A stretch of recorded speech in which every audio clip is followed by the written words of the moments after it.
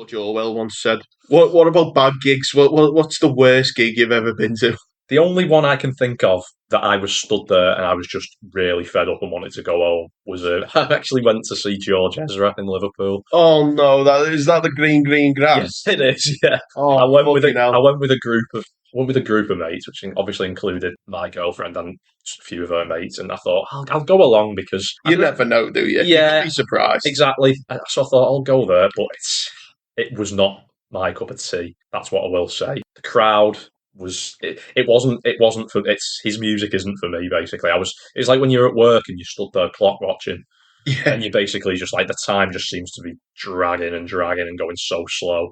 It felt like I was stood in that arena for about 6 hours. I mean, how many songs has he bloody got? Like, Well, he besides did. the green grass, He like, managed to do a full set list, hour and three quarters, whatever it was. But oh god, honestly, like his performance wasn't bad or anything. He's a clearly talented singer, and he's a decent pop songwriter. He's got an audience and stuff. He's not like, but yeah, something about that gig just it came straight to mind when you mentioned worst gigs. Only in the sense that it was just not my thing. It wasn't like because the performance was outrageously bad. I can't really yeah. think of a gig that I've been to where the performance has been terrible. No, I can't necessarily, unless we're talking about local band gigs. Yeah, I've yeah, got God, plenty. we could be here all day talking about that. Some of them I've played myself. Yeah, but yeah, like that's the one where I thought of immediately, where it's just like I shouldn't have come to this. I should have just stayed at home. For me, Ed Sheeran. Yeah, same vibes, same. Same vibes, same vibes. He's a bit more of a hit maker. He's got a bit more underneath his belt. Yeah, We got tickets to see him. Me and my girlfriend at the time. We got tickets to see him back when he still only had one album out. mm. And that first album, although I'm sure if I went back to it, I probably wouldn't enjoy it that much. But that first album originally I thought was quite good because it was still him Yeah. doing the mainly acoustic guitar stuff. It was before he started trying to chase after the top 40 hits. Yeah, It's before he started becoming, the cheesy slice definitely. manufacturer that he is now. You know what I mean? So we got the tickets. He dropped his second album before the tour came out, and I remember picking that second album up and listening to it and being like, "This isn't very good." Yeah. This is when the kind of bad stuff started creeping in more. Like, I can't even remember that fucking song. Is it When he tries to rap. but no, it's the one where he goes, whoa, whoa. It's kind of been lost to time, that one now, hasn't it? And but there was some others off that. It was starting to, like, he was seeing the decline where he was chasing the mainstream.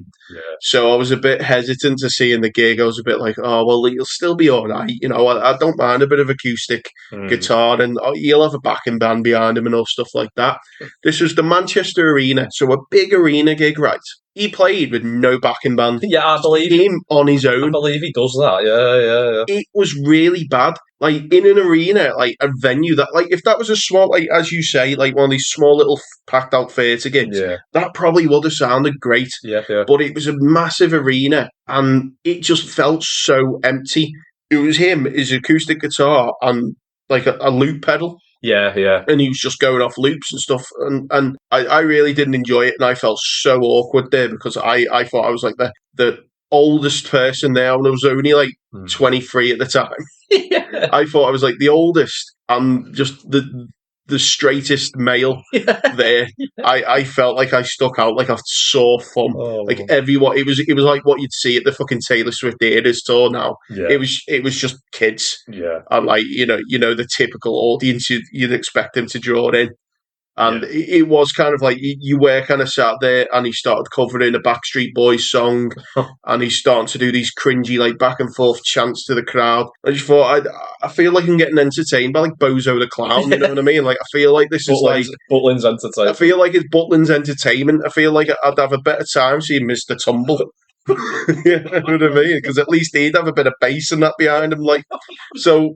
I think that was the worst gig. It was one of the gigs where I was kind of stood there. I was like, I really shouldn't be here. Similar vibes. I mean, George Ezra, he did have a backing band. I'll give him that. It did sound a bit more like less karaoke-ish. Yeah, less bar band-ish. But yeah, same vibes. I was stood there and I was surrounded by teenage girls, and I was just with the parents and everything. And I was just like,